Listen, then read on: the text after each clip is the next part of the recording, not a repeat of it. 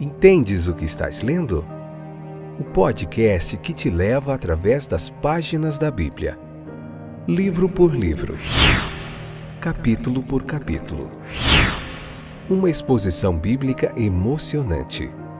Aperte os cintos e embarque comigo nesta viagem.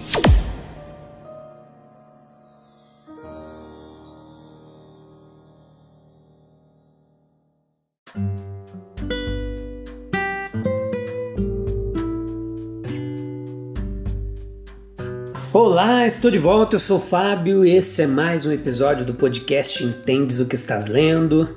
Estamos juntos aí aos nossos companheiros de viagem através das páginas da Bíblia.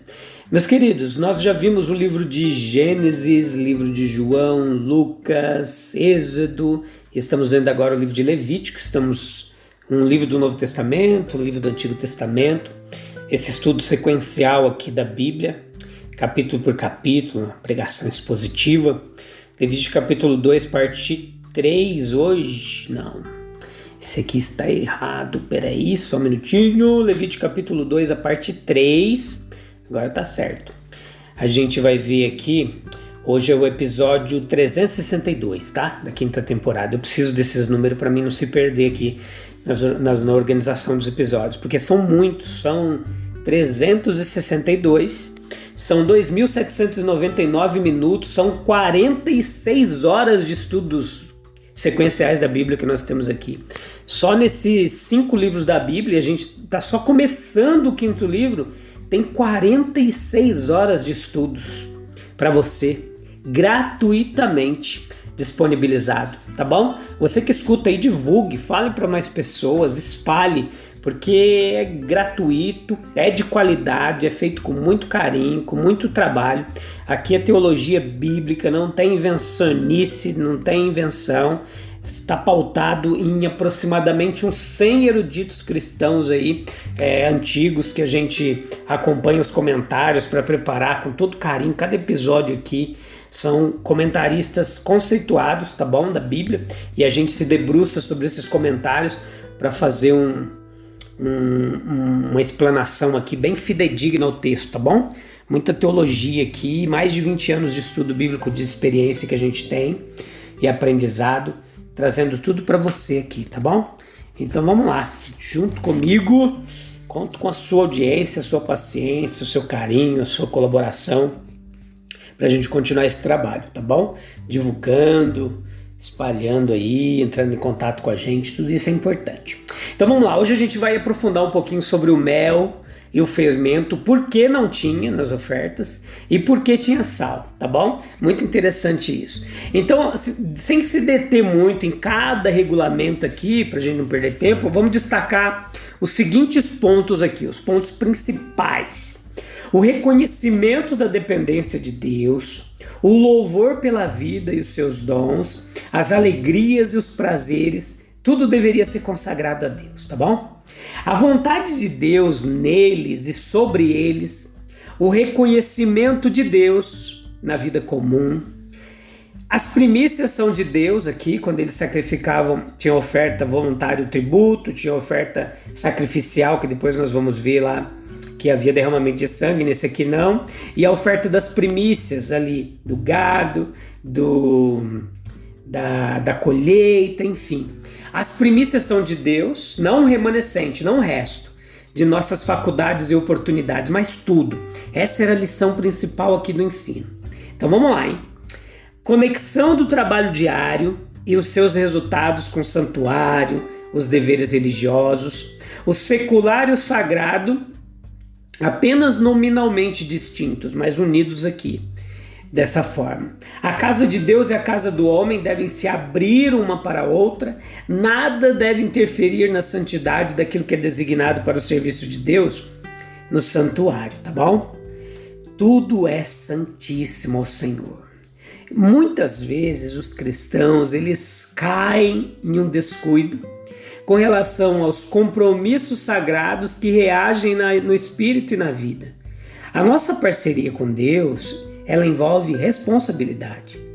Todos devem ser levados a Deus no espírito de fé penitente. O sal, ele preserva a vida estabelece a dependência do homem de Deus. A aliança graciosa é a fonte de tudo. Aquele que comanda é Ele mesmo o doador de todo o poder para cumprir a sua palavra. Ele é o alfa e o ômega da vida espiritual.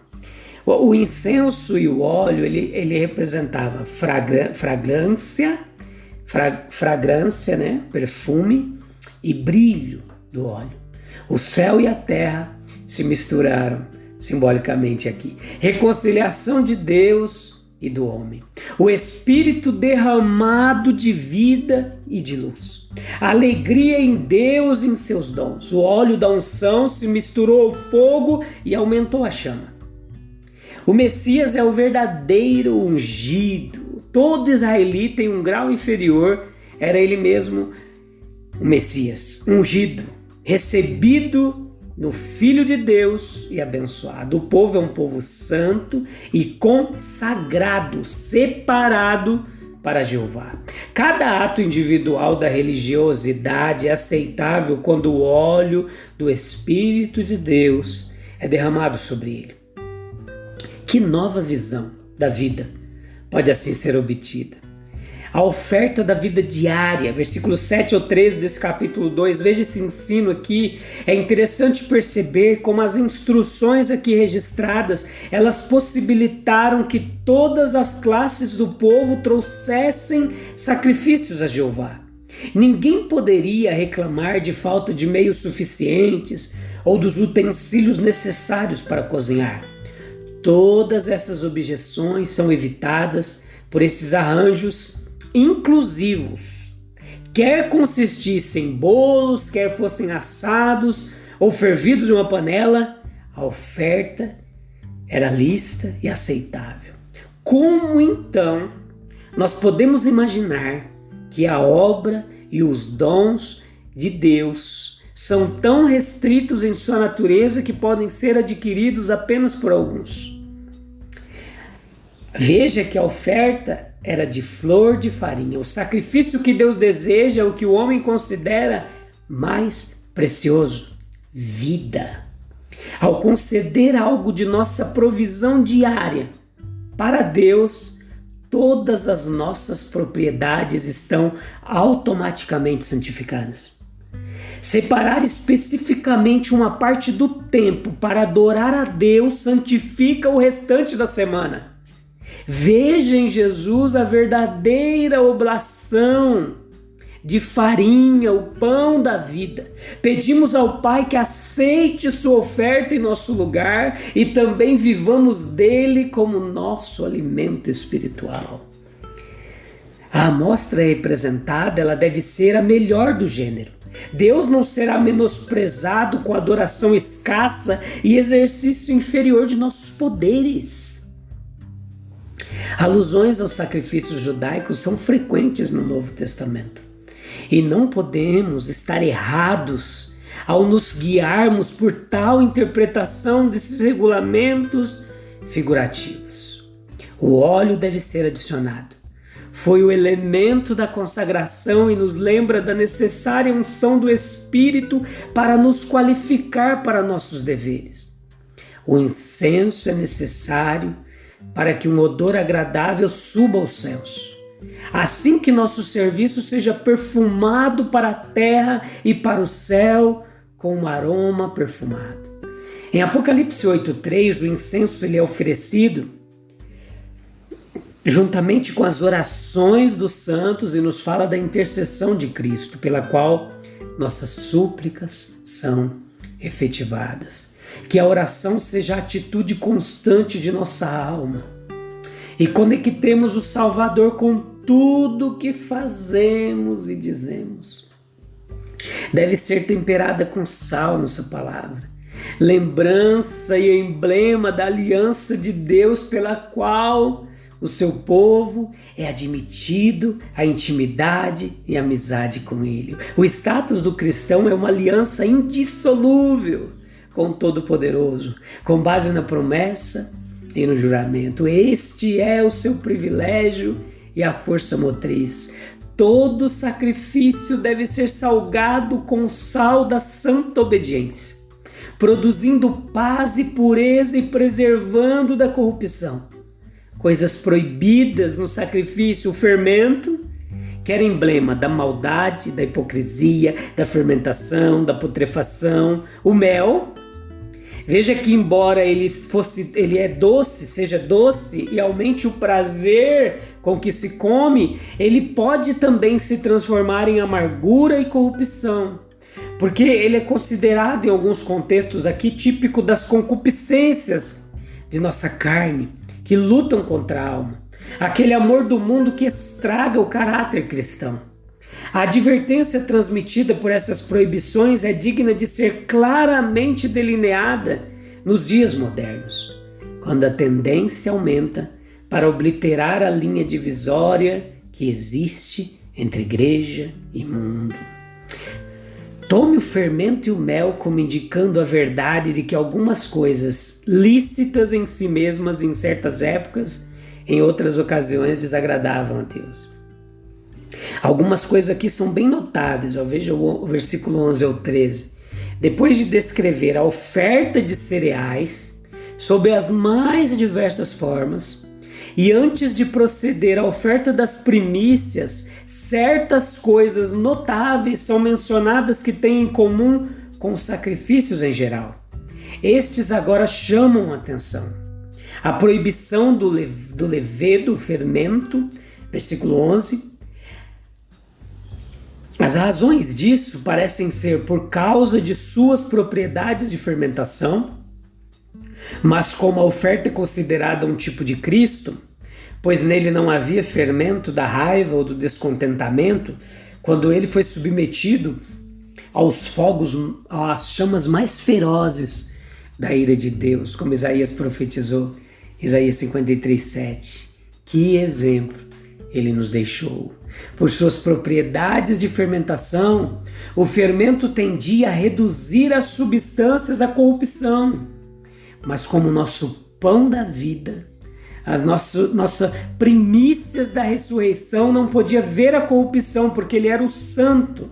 Era mais apropriado que o fermento estivesse ausente desse tipo, do seu tipo. Para que os hebreus fossem... Quase eu não estou conseguindo aqui, meus queridos, com a garganta. Tem um pouquinho de paciência comigo, tá bom?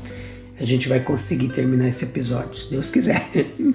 Para que os hebreus fossem lembrados de sua libertação do Egito, pois eles estavam na época do êxodo com tanta pressa que tiveram que pegar a massa como ela estava sem ser fermentada. Lembra lá em Êxodo? Apressadamente. E era muito salutar manter viva a lembrança das misericórdias que eles experimentaram e das obras estupendas com as quais estava tudo isso associado. Como todas essas coisas eram típicas da bênção do Evangelho, deve ser muito edificante para nós nos lembrarmos da escravidão espiritual e das trevas também, das quais nós fomos emancipados pelas mãos daquele grande profeta, semelhante a Moisés, a quem é nosso dever ouvi-lo de preferência. Veja de forma mais profunda sobre a proibição do mel. Porque o mel, ele era um símbolo de prazeres carnais. Aqui é o que parece as razões disso. E em Provérbios 25:16, Salomão ele escreveu assim: achaste mel, come apenas o que te basta, para que não te fartes dele e venhas a vomitá-lo. Certamente a semelhança é adequada. A exclusão do mel dos sacrifícios e ofertas do altar, ela transmitia princípios importantes, considerando estes sacrifícios como tipos de Cristo e considerando-os também como tipos de sacrifícios espirituais que podemos apresentar de forma aceitável a Deus por meio de Cristo. Outro motivo poderia ser que o mel ele foi relacionado a muitas outras religiões não cristãs. Por exemplo, o mel foi oferecido a Baco, aos deuses acima, aos heróis falecidos. O poeta Orfeu da mitologia grega, quando começava os seus hinos, ele chama os deuses infernais de deuses graciosos. E a origem desse costume foi explicada por Porfírio, um escritor que dizia que eles fizeram do mel um símbolo da morte e, portanto, derramaram uma libação de mel para os deuses terrestres. Lá em Antiguidades de Brown, volume 1, página 381, nós encontramos essa referência. Os hebreus eles foram instruídos escrupulosamente a evitar os costumes dos povos vizinhos. Fermento e mel, eles podem ser oferecidos com oferta das primícias, mas eles não devem vir sobre o altar de Deus. Este é o ensinamento do versículo 12. Os pães das primícias, que eram um privilégio dos sacerdotes, foram até ordenados a serem assados com fermento. Capítulo 23, 17 diz isso. Assim, da mesma maneira, o mel deveria ser oferecido a eles. 2 Crônicas 31, 5 nos fala disso. Há coisas que podem ser legalmente oferecidas ao homem que não podem ser oferecidas a Deus. E o ensino fantástico da requisição do sal, do versículo 13, a razão disso aparece nas muitas coisas excelentes das quais o sal era o símbolo. O sal é um símbolo de pureza, portanto é descrito como sal da aliança de Deus. O termo hebraico para aliança significa literalmente purificação, e a aliança de Deus é o evangelho instituído por Deus para a nossa purificação do pecado. Talvez fosse religiosamente em relação à aliança e não para fins higiênicos, que os bebês fossem esfregados com sal, como Ezequiel escreveu em 16:4. O efeito de uma aliança para os fiéis é a amizade. Falando um pouquinho de história, eu gosto muito de história, vocês percebem isso ouvindo os podcasts, né? Que os imperadores russos tinham o costume, derivado desde a antiguidade, de enviar pão e sal de suas mesas para pessoas que eles pretendiam homenagear. Olha que interessante, por mais estranho que pareça, porém o gesto de receber com pão e sal é uma antiga tradição russa para saudar convidados importantes. E na antiga Rússia, os dois alimentos eles simbolizavam prosperidade e saúde. E assim os anfitriões eles vestiam as suas melhores roupas, preparavam um banquete e ofereciam 1 ou 2 pães com sal aos convidados. As delícias da amizade também são apresentadas neste símbolo. Tão essencialmente necessário é o sal, que sem ele a vida humana não pode ser preservada, e até mesmo os prazeres e os dons da mente são expressos por ele. As delícias da vida e repouso, como disse bem o Dr. Clark, né?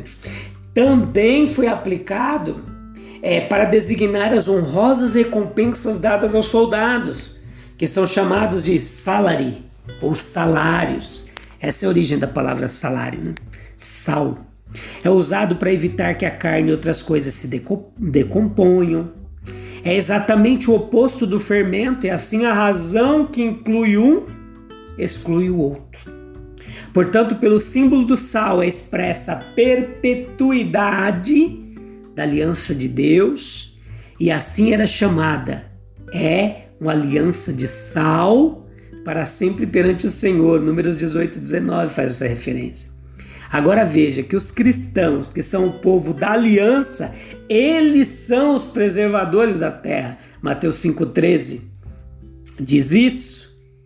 Se nós tirarmos os cristãos do mundo, é provável que ele apodrecerá. Não qualquer cristão, os cristãos verdadeiros, os sals da terra. Sals? É sais? Acho que é sais, né? Agora me fugiu como é que diz o plural aqui, você me perdoa. Vamos lá? A gente vai continuar vendo tudo isso no próximo episódio, tá bom? Eu te encontro lá. A gente se encontra para aprender mais da palavra de Deus. Foi bom estar aqui com vocês. Um abraço.